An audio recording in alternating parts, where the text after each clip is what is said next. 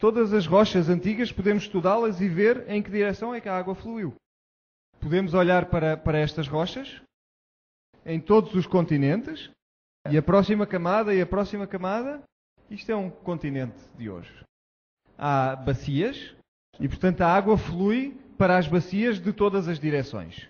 Se tivermos uma cadeia montanhosa, a água de um lado vai fluir para um dos lados e no outro lado da montanha flui no sentido contrário. Se estivermos num rio e está a chover, a água vem da nossa direita e da nossa esquerda. A água escorre no continente em todas as direções, depende da morfologia do local. Isto é o fluxo normal das águas hoje. Se vamos para a camada paleozoica, temos um problema. Parece que a água teve um fluxo nesta direção. Se vamos para a camada seguinte, o Mesozoico, temos outro problema. Parece que fluiu na direção contrária. E depois, chegando às camadas mais de cima, parece que é aleatório. Temos fluxos em todas as direções. Se formos para a América do Sul, temos o Paleozoico nas rochas antigas. A água fluiu do oeste, ao longo de todo o continente, para o sudoeste. E no Mesozoico, aconteceu exatamente o oposto. Pensem nisto. O que é que falta aqui? Não há montanhas, não há Andes, não há nada. Portanto, a água devia estar a fluir para a direita e para a esquerda. Mas não há montanhas. Onde está o Amazonas? Puf! Gone! A água flui naquela direção. Na camada seguinte, flui na direção contrária. Qual é o problema? Não há montanhas, não há bacias, não há rios. Isto é normal? Não. Isto só pode ser explicado por uma catástrofe mundial onde a água foi para um lado e depois veio para o outro lado. E quando chegamos ao topo as coisas começam a ficar um pouco mais normais. Portanto, isto é após o dilúvio. E se fazemos este estudo para toda a Terra, temos exatamente a mesma conclusão. Portanto, ou não houve montanhas nem rios no passado, ou então não pode ter acontecido como a ciência diz que aconteceu. Aqui temos uma árvore petrificada. E está na vertical.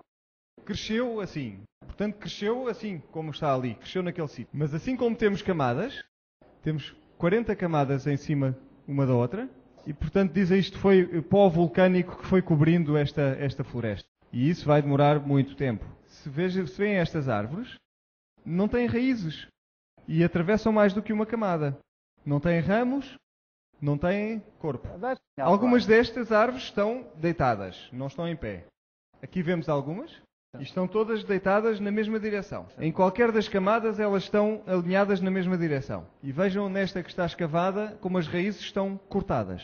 Se cobrirmos uma árvore que está a crescer e ela ficar na vertical, as raízes vão estar partidas? Não. Vamos para o Monte St. Helens, em 1980. Houve uma erupção. O gelo derreteu-se, as árvores ficaram a flutuar. Vejam estas árvores. O que é que elas estão a fazer? Estão deitadas numa certa direção. Porquê? Porque a água as levou naquela direção. Vejam, não têm quaisquer raízes. Não têm quaisquer ramos. E não têm casca. Algumas são grandes e podemos ver algumas cavidades nelas. E isto é porque elas chocaram umas com as outras. Portanto, o catastrofismo coloca-as na mesma direção, sem casca e sem ramos e sem raízes. E depois, pouco depois, a montanha explodiu. Com a força de 500 bombas de Hiroshima.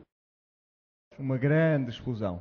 As florestas foram literalmente destruídas. Aqui está uma cratera que foi formada. Está ali um homem, conseguem vê-lo? E está aqui um canyon que foi formado neste material que caiu da explosão. Algum caiu nos lagos. Criou uma espécie de tsunami.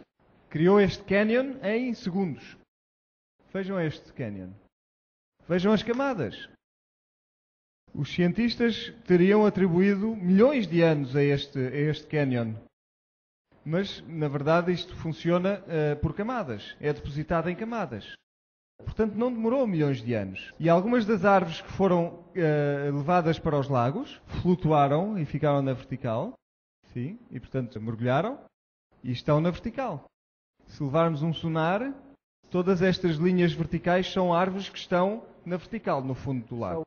E foram contadas 19.000 árvores na vertical. E se agora viesse uma destas camadas de lama? Algumas seriam enterradas na vertical. E iam mais para o fundo. Outra camada de lama, algumas ficariam na vertical. Não teriam raízes porque foram arrancadas e não teriam casca nem ramos porque elas tinham estado a rodar na água e a chocar umas com as outras. E portanto, todo este conjunto demorou apenas 3 meses a formar-se. Mas claro que demora milhões de anos até que a madeira se possa transformar em pedra. Há um rio no Yorkshire, na Inglaterra, que tem um grande conteúdo, uma grande percentagem de sílica. É exatamente o tipo de águas que vocês teriam depois de um dilúvio. Colocar lá o nosso ursinho de peluche. Ao fim de 3 meses, ou se for um urso muito grande, ao fim de 12 meses, podemos ir buscá-lo. E temos um ursinho de peluche que agora é de pedra. Na América fazem-se simulações do dilúvio. Pode-se levar a nossa mobília, colocam-na na água. Ao fim de 3 meses podemos ir buscar e é feita de pedra sólida. Quanto tempo é que isto demora? Esta ilha foi formada em 1963. É uma reescrita da geologia. Acontecimentos que se pensava que demoravam milhões de anos, aconteceram todos desde 1963 nesta ilha. Deixem-me mostrar-vos a Islândia, o continente, a parte continental da Islândia. Quem é que já esteve na Islândia? É muito bonito. Mas levem o casaco. É vulcânico. O maior glaciar da Europa está na Islândia. Aqui temos um grande canyon.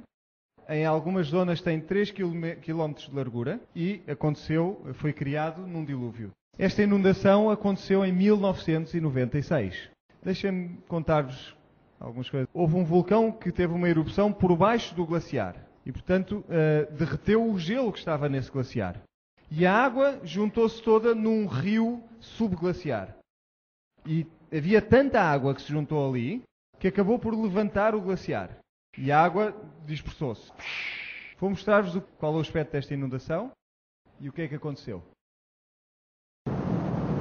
It turned out that the new cauldron was directly above a subglacial ridge that was probably formed in the eruption of 1938, which resulted in a massive outburst flood in the river Skeiðará.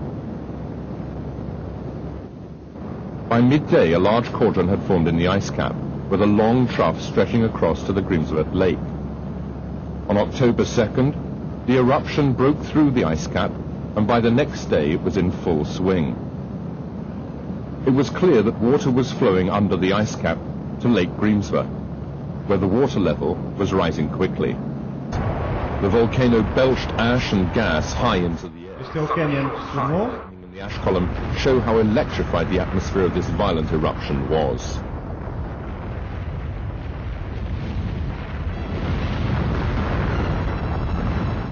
Os geólogos estão a ver a fusão do gelo.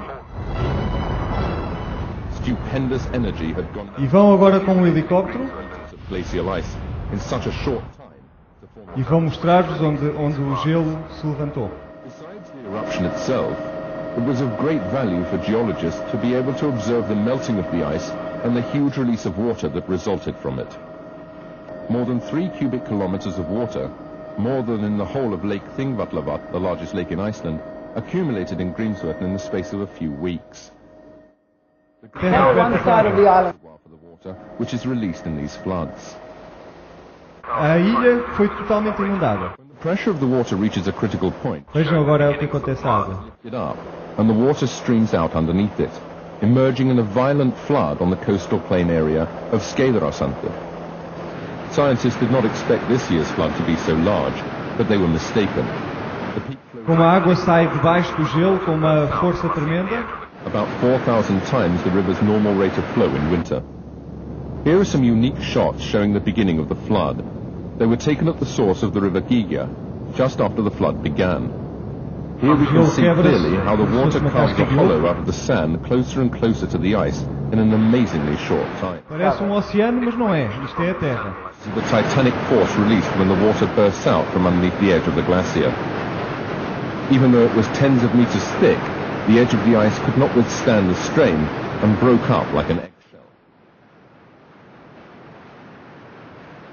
The flood thundered on for 2 days, reaching its peak flow after only about 12 hours. Estes blocos de gelo pesam várias toneladas. and with a force that beggared all description. As pontes foram completamente destruídas.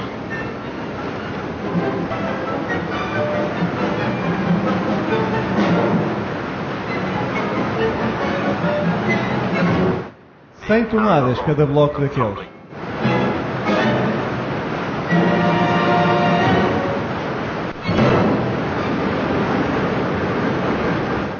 Estes blocos de gelo têm 3 andares de altura.